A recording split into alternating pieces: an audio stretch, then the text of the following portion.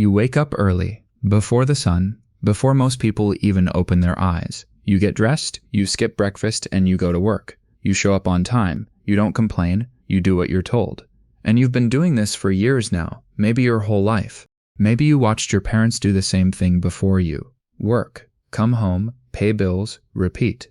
But at the end of every month, something happens that nobody talks about out loud. You check your account, and it's empty, again. Not because you bought something stupid, not because you weren't careful. You were careful. You always are. But the money is just gone. And you're starting next month exactly where you started this one.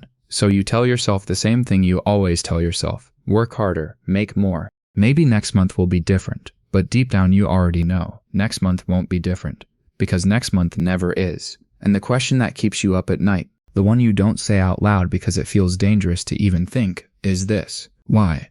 Why does it feel like no matter what you do, nothing changes?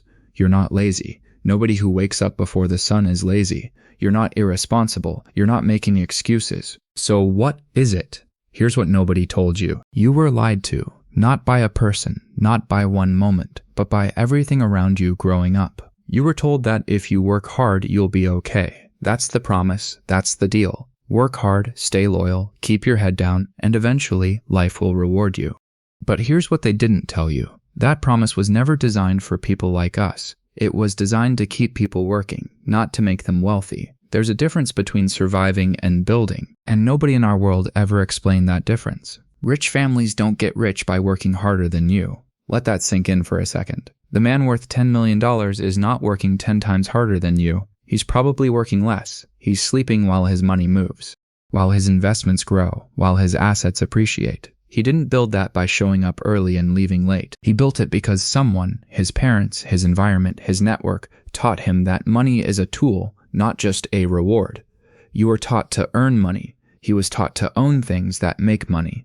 That's the entire difference, right there. Let's talk about something called passive income, because this is the concept that changes everything once you understand it. Passive income is money that comes in whether you work or not. When you rent out a property, money comes in while you sleep. When you own stocks that pay dividends, money comes in while you sleep. When you build a business that runs without you, money comes in while you sleep. Rich families understand this from childhood. It gets passed down like a family recipe, like common knowledge. But in our households growing up, the only income anyone knew was active income. You work, you get paid. You stop working, the money stops. That's called trading time for money. And the brutal truth about trading time for money is this. You only have so many hours. There's a ceiling. And no matter how hard you grind, you cannot break through that ceiling by working alone. The people above that ceiling aren't smarter than you. They're not more disciplined. They just learned a different set of rules. Now here's where it gets personal. Think about your parents for a second, or whoever raised you. Did they work hard? Probably yes. Most people from nothing work incredibly hard, harder than anyone gives them credit for. But did they own anything? A business, stocks, property, anything that grew in value over time? Probably not, and it's not because they were bad with money, it's because nobody taught them either. This is what's called a generational cycle, and it's not an accident. When you grow up in a household with no financial knowledge, you inherit that gap. You start the race already behind. Not because you're less capable, but because the starting line was different. A kid who grows up in a wealthy family learns by watching. They see their parents talk about investments at the dinner table. They hear conversations about assets and equity and long-term thinking. They absorb it without even realizing. A kid who grows up from the bottom hears different conversations. How to stretch the paycheck until Friday. Whether to pay the light bill or the rent first. How to survive the month. Both kids grow up, both go to work, but they're playing completely different games. And nobody told the second kid that there even was a different game. So what do you actually do about it? Because understanding the problem is one thing, but you still have bills. You still have responsibilities. You can't just quit your job and start investing money you don't have. Here's the honest answer. You start small. Smaller than you think makes sense. The first move isn't buying property or picking stocks. The first move is changing how you think about every dollar that comes in. Right now, when money comes in, it probably goes straight to survival, bills, food, whatever the family needs. That's real. That's not a bad habit. That's just your reality. But even inside that reality, there's usually a small gap, $10, $20, sometimes $50.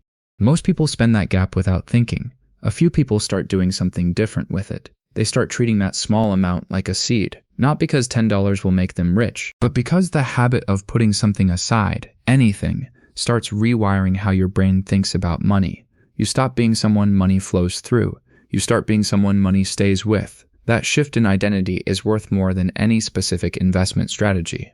Because once you see yourself differently, your decisions start changing, slowly, then all at once. You woke up early today. You showed up. You did everything right by the rules you were given. This channel is about learning a different set of rules, the ones they never taught us. Not get rich quick, not stock tips, not hacks, just the truth about how money actually works for people who grew up without it, from the bottom, together.